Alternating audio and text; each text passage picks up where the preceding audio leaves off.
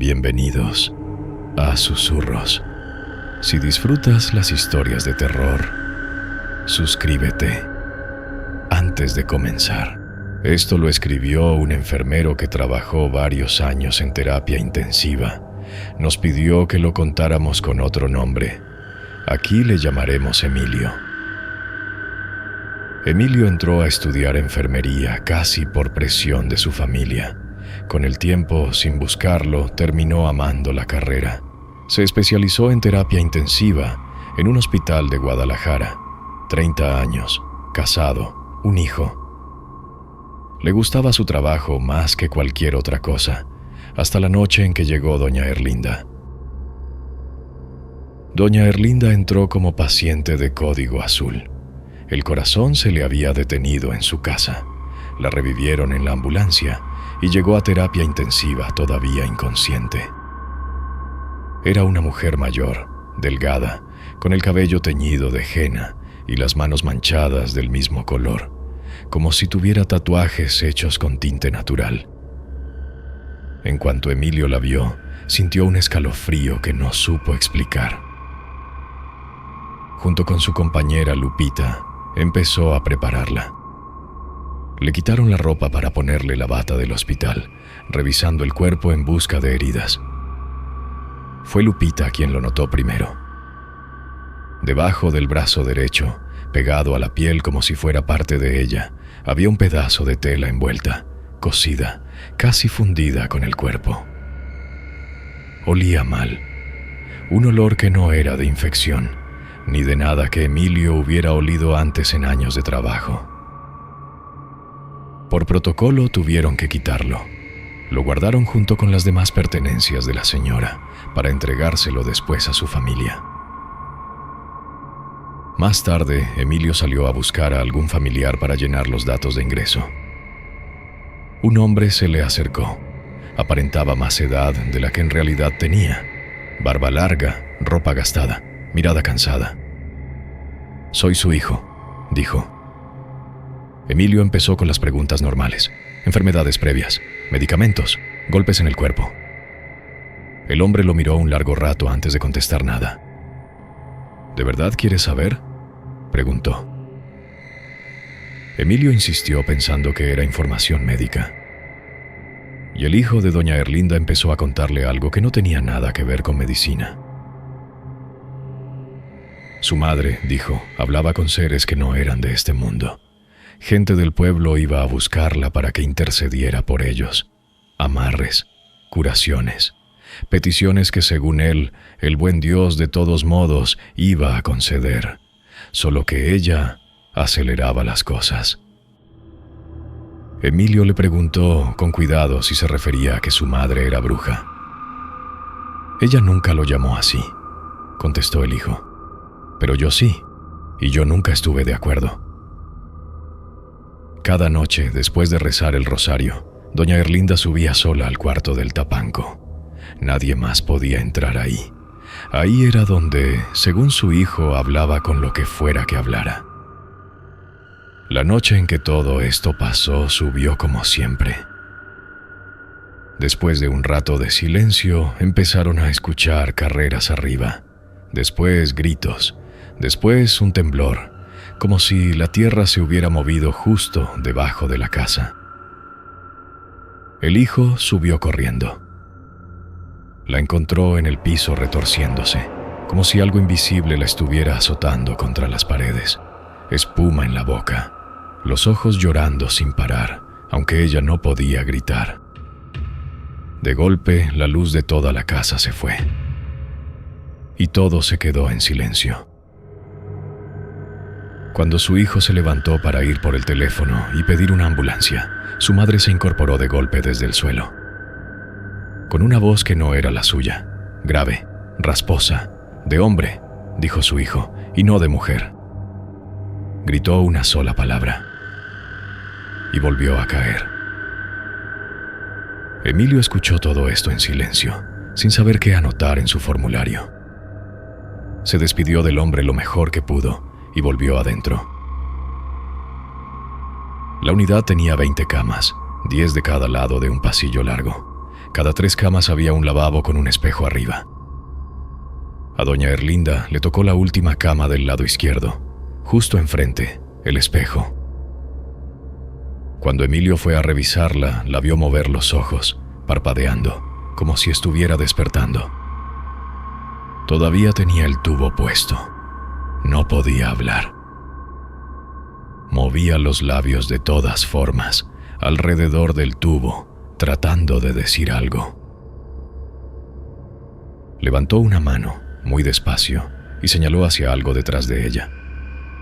Emilio volteó hacia el espejo. Ahí no había nada. Volteó de nuevo hacia ella.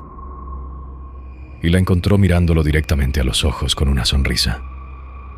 Una sonrisa completa, con un tubo metido hasta la garganta. Emilio se alejó de la cama sin decir nada. Cuando ya casi llegaba al mostrador, escuchó un sonido gutural detrás de él. Se dio la vuelta. Doña Erlinda, a pesar del tubo, logró articular una sola palabra. Ahí. Salió a tomar aire un rato, más pálido de lo que él mismo se daba cuenta. En el jardín del hospital, el hijo de doña Erlinda lo encontró de nuevo. Se sentó junto a él sin pedir permiso esta vez. ¿El amuletito que traía mi madre, todavía lo tiene puesto?, preguntó. Emilio le explicó que, por protocolo, se lo habían quitado. La cara del hijo cambió por completo. «Sí se lo quitaron», dijo con la voz baja. «Quiere decir que se le acabó el tiempo a mi madre. Ese amuleto era lo único que la protegía. Sin él, van a venir por ella». Esa noche, Emilio ya no quiso quedarse solo con ella. Le pidió a Lupita que se quedara un rato más, aunque no le dio ninguna razón real. Terminó su turno agotado. Llegó a su casa, le dijo a su mamá que no lo molestara y se durmió pesadamente.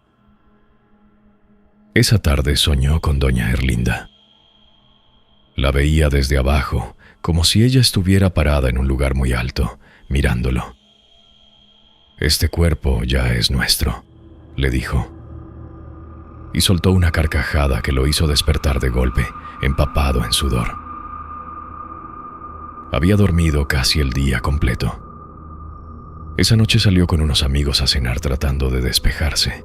Terminó quedándose a dormir en casa de uno de ellos, cerca del hospital, en un sillón de la sala. Ya tarde, escuchó golpecitos en la ventana. Pensó que serían niños del vecindario jugando. Escuchó una risa. Y de nuevo, algo golpeando el vidrio como una piedra pequeña. Se levantó a ver qué pasaba. Corrió la cortina. Afuera había un muro bajo de piedra que separaba ese edificio del de al lado. Y ahí, de pie sobre el muro, estaba doña Erlinda.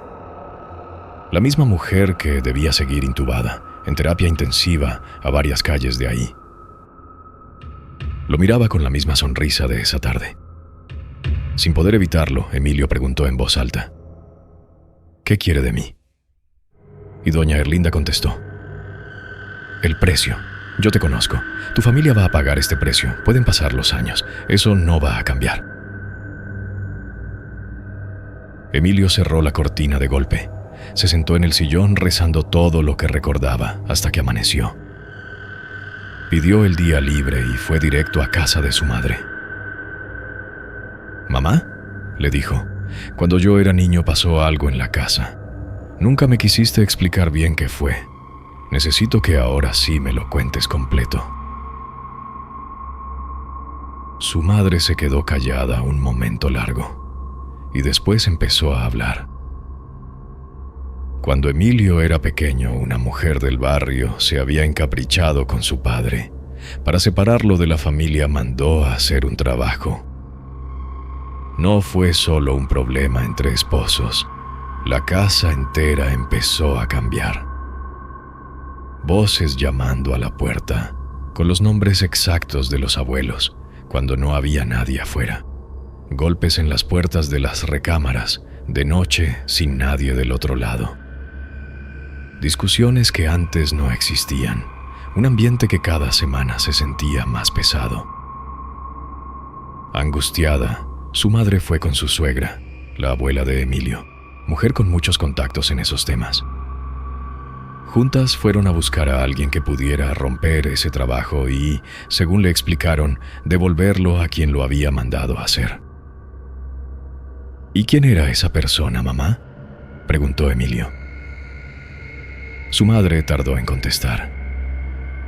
Ya no recuerdo bien su nombre, dijo como buscándolo en algún lugar muy al fondo. Solo me acuerdo de las manos, manchadas de un rojo oscuro, como pintadas con algo natural. Nunca se me olvidó eso. Emilio no dijo nada. No hacía falta. Volvió al hospital esa misma tarde, aunque no le tocaba turno, solo para saber cómo seguía la paciente. Encontró a todo el equipo alrededor de su cama. Doña Erlinda estaba muriendo. Los médicos no lograron reanimarla. Emilio, que en años de trabajo había visto morir a mucha gente, dice que nunca había visto un cuerpo así. Los dedos torcidos en direcciones imposibles, los pies volteados hacia adentro, la boca y la nariz descolocadas, como si la hubiera partido un rayo. Un líquido amarillento escurriendo de la comisura de los labios. Pero lo peor eran los ojos, completamente abiertos, inyectados en sangre. Ni los médicos lograron cerrarlos. Emilio se retiró antes de que el hijo llegara a reconocer el cuerpo.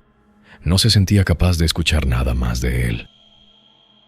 Pensó que, con la muerte de doña Erlinda, todo aquello por fin terminaría. No fue así.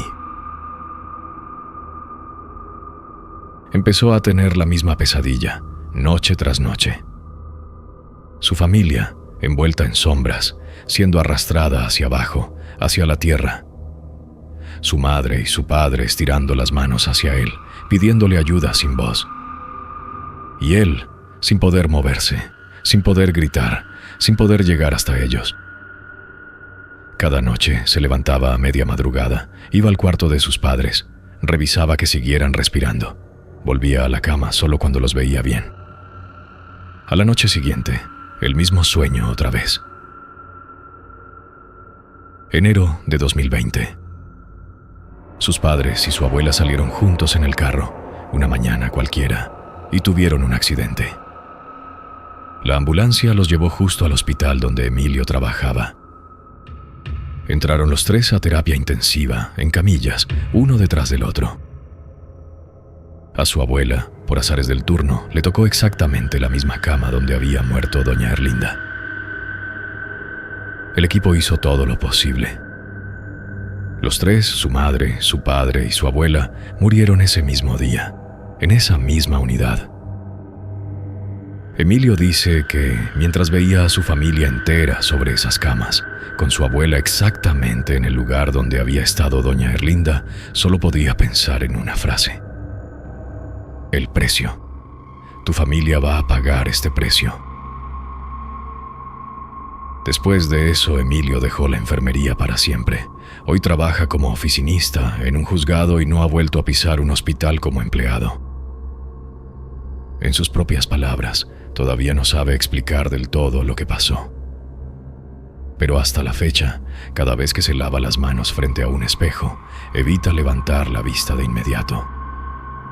Porque una sola vez, por el rabillo del ojo, ha visto ahí una sonrisa que no es la suya. Un segundo, nada más. Y para cuando voltea a ver de frente, ya no hay nada.